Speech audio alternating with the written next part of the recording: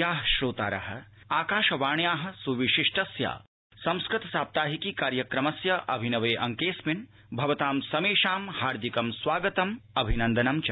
सहृदयानां मनोविनोदकरं नूतनम् अंकम् आदाय पुनरेकदा उपस्थितोऽस्मि अहं दिव्यानन्द झा। सहृदयाः श्रोतारः, कस्यचिदपि सफल कार्यस्य सुसम्पादनाय यथा कौशलस्य, समयानुपालनस्य, धैर्यस्य च भवति अतितरां महत्वं, तथैव उत्साहस्यापि वर्तते तत्र सुमहती भूमिका। सम्प्रति एतादृक् भावभरितं सुभाषितमेकम् आदाय उपस्थितास्ति मम सहयोगिनी लता। तर्हि श्रूयतां भवद्भिः। उत्साहो बलवानार्य नास्त्युत्साहात् परं बलम्, सोत्साहस्य च लोकेषु न किंचिदपि दुर्लभम्।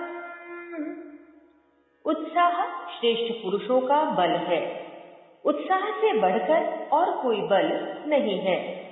उत्साहित व्यक्ति के लिए इस लोक में कुछ भी दुर्लभ नहीं है।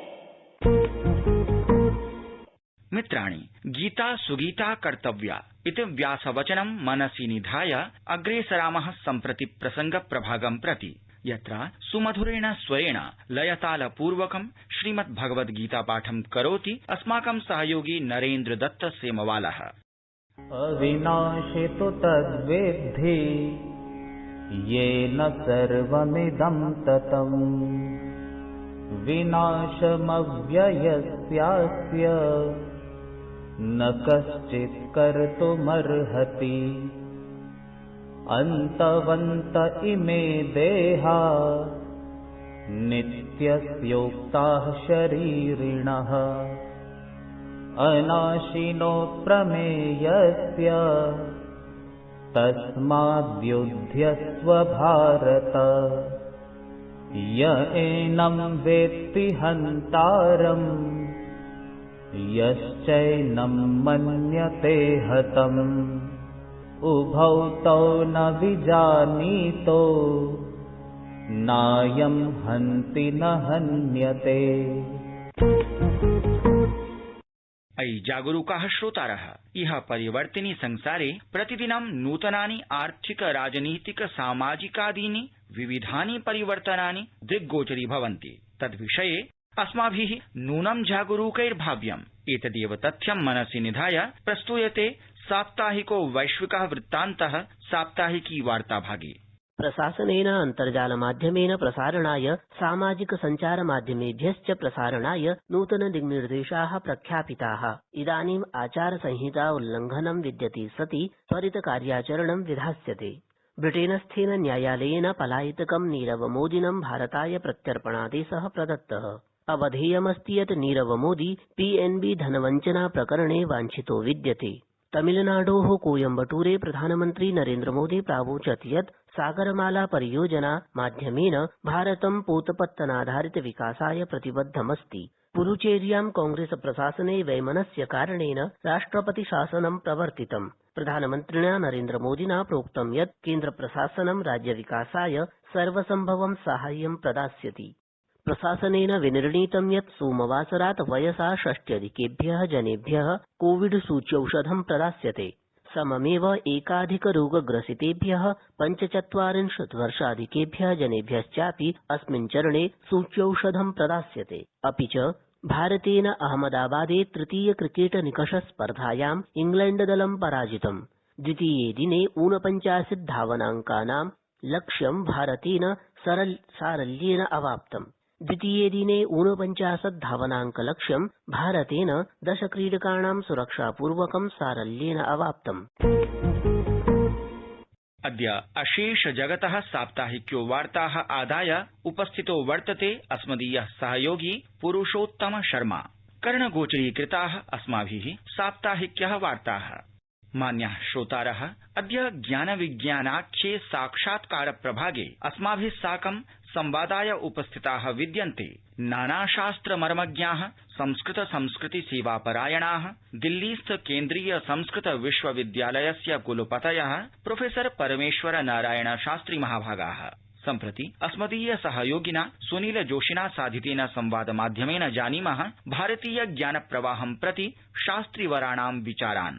संस्कृत शास्त्राणां पारम्परिकाध्यापन संरक्षण संवर्धन क्षेत्रे कृत्स्ने अपि भारते विशिष्टतया सक्रियरूपेण च कार्यं कुर्वाणस्य देशस्य सर्वाधिक परिसरयुतस्य समधिक छात्रगणसंवलितस्य च केन्द्रीय संस्कृत विश्वविद्यालयस्य यशस्विनः कुलपतयः प्रोफेसर परमेश्वर नारायण शास्त्री महोदयाः अद्य आकाशवाण्याः साप्ताहिक वार्ता पत्रिकायां संस्कृत साप्ताहिक्यां विशिष्ट संवादाय अस्माभिः समं वर्तन्ते उपस्थिताः।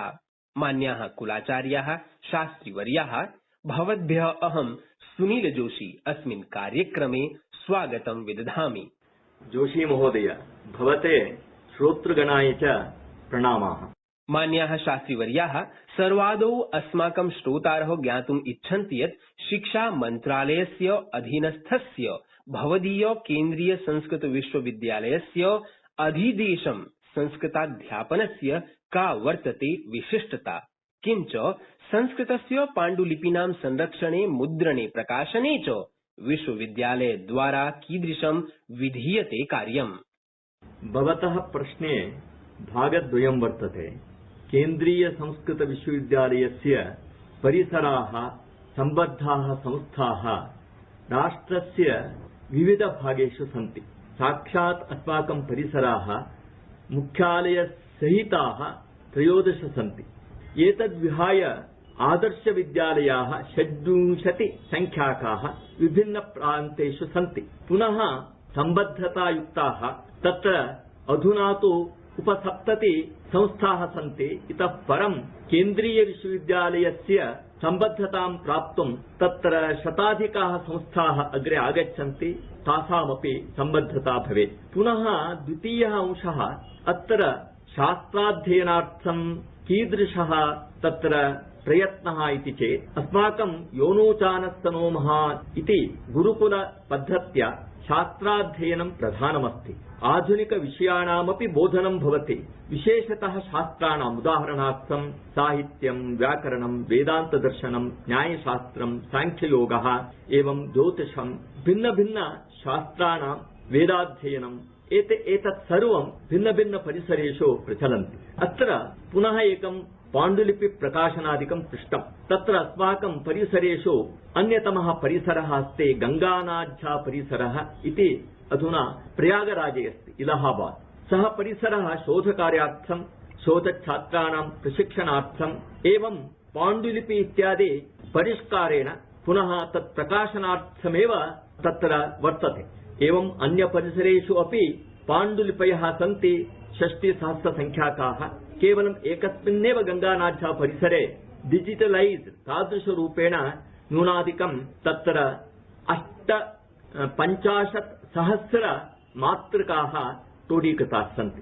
तेषां प्रकाशनं प्रतिवर्षं प्रचलति। अधुना 100 मातृकाणां प्रकाशनमपि जातं वर्तते। दुर्लभग्रन्थानां सर्वकारस्य योजना भवति पुनः मुद्रणम्। एवं दुर्लभग्रन्थानां यथोचित मूल्येन प्राप्त्यर्थं योजनामध्येपि एतत् कार्यं सम्भवति। एवं पाण्डुलिपीनाम् एवं संस्कृत अध्ययन अध्यापनस्य विविध राज्येषु अयं प्रक्रमः वर्तते। मान्याः, केन्द्रीय संस्कृत विश्वविद्यालयस्य पक्षतः संस्कृताध्ययनं कुर्वाणेभ्यः छात्रेभ्यः मार्च मासस्य 31 यावत् मेधावी छात्रवृत्तिः प्रदास्यते। के च छात्रवृत्त्यर्थं सन्ति अर्हाः, कृपया एतस्मिन् सन्दर्भे अपि अवबोध्यताम् अस्मत् श्रोतृजनेभ्यः। संस्कृत क्षेत्रे मेधावी छात्रेभ्यः छात्रवृत्तिः कथं दीयते? तत्र सर्वकारस्य एका योजना अस्ति। तत्र अनुदानविषये 9वी 10वी कक्षा छात्रेभ्यः 500 नाम 10 मासपर्यन्तं प्रतिवर्षं 5,000 सामान्यरूपेण तेषां प्रार्थनापत्रं स्वीकृत्य विभिन्न राज्येषु अनुपातानुगुणं दीयते। पुनः प्राक्शास्त्री तत्र 6,000 प्रतिवर्षं 10 मासानां कृते, प्रतिमासं 600। पुनः 8,000 आचार्य मध्ये।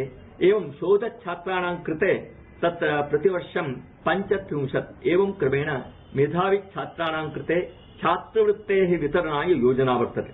एतदेव नास्ति, परिसरेषु छात्रवृत्तिः साक्षात् दीयते। तत्र यदि न्यूनाधिकं 50 छात्राणां कृते तत्र प्रतिभानुगुणं नाम तेषां पूर्वपरीक्षायाः पूर्ववर्षस्य अङ्कानुसारम् इयं छात्रवृत्तिः दीयते। एवं मेधावि छात्राणां कृते सामान्यतः संस्कृत छात्रवृत्तेः स्वरूपम् एवं वर्तते। शास्त्री महाभागाः केचन जनाः एतादृशाः अपि वर्तन्ते ये संस्कृतेन उच्चाध्ययनं कर्तुम् इच्छन्ति, परञ्च ते नियमितरूपेण विश्वविद्यालयं गन्तुं न पारयन्ति आजीविकावशात्। एतादृशाः जनाः उत वा छात्राः केन्द्रीय संस्कृत विश्वविद्यालय द्वारा कीदृशैः पाठ्यक्रमैः लाभान्विताः भवितुम् अर्हन्ति?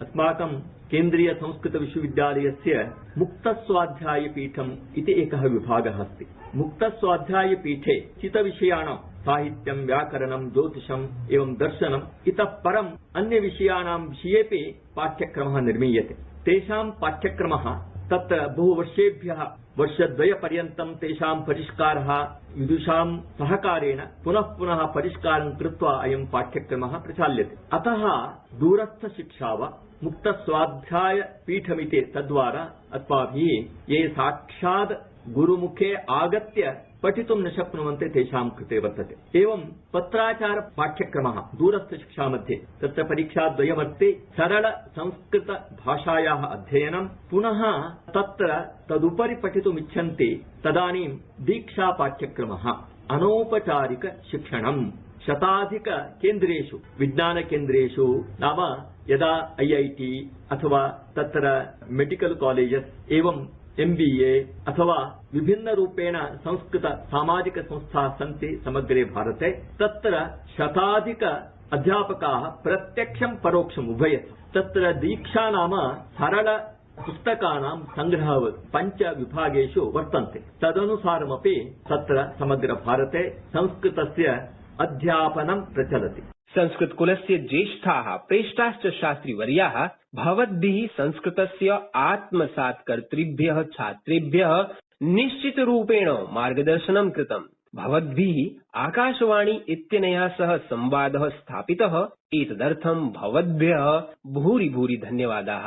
नमो नमस्ते। नमो नमः।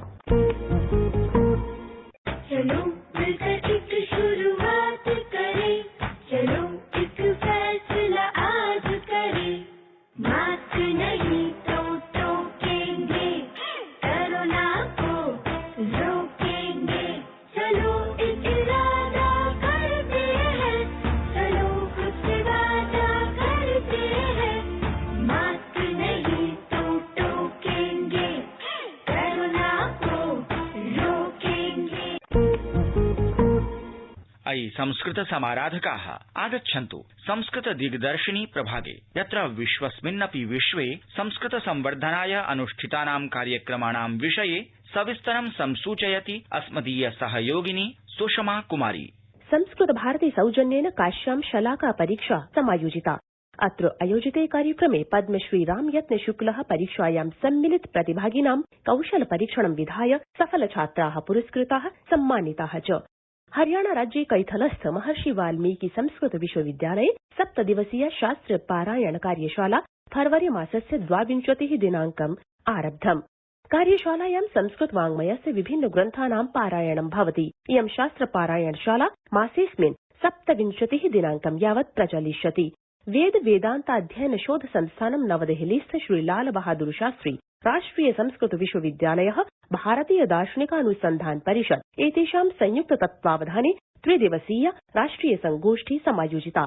अत्र विषयोऽस्ति श्रीमध्वाचार्याणां दार्शनिकं योगदानम्। कालिकट विश्वविद्यालये संस्कृत विभागेन शङ्कुकवेः कैवल्य नवनीतम् इति पुस्तकस्य विमोचनं विहितम्। वाराणस्यां सम्पूर्णानन्द संस्कृत विश्वविद्यालयस्य क्रीडा प्राङ्गणे शास्त्रार्थ महाविद्यालयस्य संयोजकत्वे फरवरी 28 दिनाङ्के संस्कृत विद्यार्थिनां क्रिकेट क्रीडा सम्पन्ना।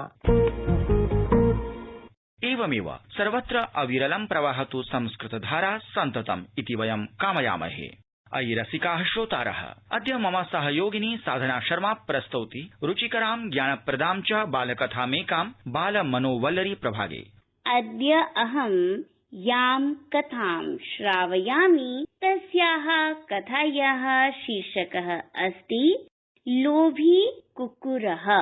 एकस्मिन् ग्रामे एकः लोभी कुक्कुरः वसति स्म। सः ग्रामे भ्रामं भोजनम् अन्वेषयन् आसीत्। एकदा सः लोभी कुक्कुरः एकां रोटिकां प्राप्तवान्। रोटिकया सः आनन्दितः अभवत्। सः अचिन्तयत् यत् इमां रोटिकाम् एकाकी भूय एव खादिष्यामि इति चिन्तयित्वा सः रोटिकां मुखे गृहीत्वा नदीतटम् अगच्छत्। सः जले स्वप्रतिबिम्बं दृष्टवान्।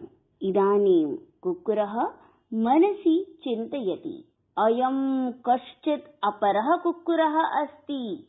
अस्य मुखेऽपि रोटिका अस्ति। अहम् अस्य कुक्कुरस्य रोटिकाम् अपहरामि इति विचिन्त्य सः रोटिकाम् अपहर्तुं निजमुखम् उद्घाटितवान्।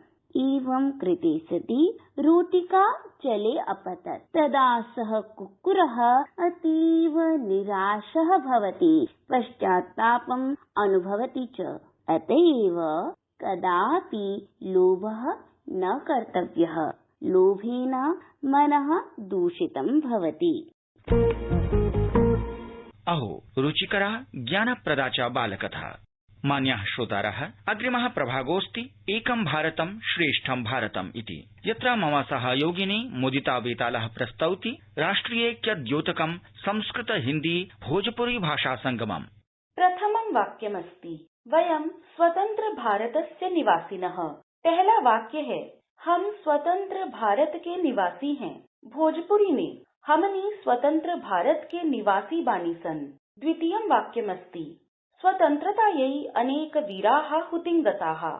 दूसरा वाक्य है स्वतंत्रता प्राप्ति हेतु अनेक वीरों ने अपने प्राण न्यौछावर किए। भोजपुरी में ई स्वतंत्रता पावे खातिर केतने वीर लोग आपन प्राण के न्यौछावर कर देहलन। तृतीयं वाक्यमस्ति चंद्रशेखर आजादः आंग्लैः अल्पे वयसि निगडितः। तीसरा वाक्य है चंद्रशेखर आजाद को अंग्रेजों ने अल्पायु में बंदी बनाया था। भोजपुरी में चंद्रशेखर आजाद के सबसे कम उम्र में गिरफ्तार कर लेहल गईल रहल। चतुर्थं वाक्यमस्ति गत शताब्दे 31 वर्षे फरवरी मासस्य 27 चंद्रशेखर आजादः वीरगतिं प्राप्तवान्। चौथा वाक्य है 27 फरवरी 1931 को चंद्रशेखर आजाद ने वीर गति को प्राप्त किया। भोजपुरी में 27 फरवरी 1931 के चंद्रशेखर आजाद वीर गति के प्राप्त कर लेहलन। पंचमं वाक्यमस्ति अद्य वयं तस्मै श्रद्धा सुमनानि समर्पयामः। पांचवा वाक्य है आज के दिन हम सभी उन्हें श्रद्धा सुमन अर्पित करते हैं। भोजपुरी में आज के दिन हम सब लोग उनका के श्रद्धा सुमन अर्पित करतानि सन। संस्कृत भाषाया सह भोजपुरी भाषायाः संयोगोऽयं स्यात् नूनम् आह्लादकरः ज्ञानवर्धकश्च। मित्राणि, इदानीम् अन्वीक्षकी इत्याख्ये प्रभागे फरवरी मासस्य चतुर्थे अन्तिमे च सप्ताहे घटितानाम् इतिहासगतानां कतिपयानां घटनानाम् उल्लेखो विधीयते। फरवरी मासस्य 21 दिनाङ्के आसीत् वीराङ्गनायाः कित्तूरस्य महाराज्ञ्याः चेन्नायाः पुण्यतिथिः। फरवरी मासस्य 27 दिनाङ्के अर्थात् अद्य वर्तते स्वातन्त्र्यवीरस्य चन्द्रशेखर आजादस्य जन्मदिवसः। सहृदयाः श्रोतारः, भवद्भिः सह संवाद प्रवर्तनस्य प्रत्यावर्तनवेला सम्प्रति समापन्नास्ति। कार्यक्रममिमम् उपसंहर्तुम् अनुज्ञायताम् एष दिव्यानन्दः। संस्कृत साप्ताहिकीति कार्यक्रम विषये भवन्तः स्वीयोद्गारान् प्रकाशयितुम् अर्हन्ति। एतदर्थम् अस्माकम् ईमेल सङ्केतोऽस्ति संस्कृत साप्ताहिकी SANSKRITSAAPTAAHIKEE@gmail.com। अग्रिमे सप्ताहे अस्मिन्नेव काले अभिनवम् एकम् अङ्कम् आदाय पुनः उपस्थास्यामहे। भवेत्तावत् मङ्गलम्।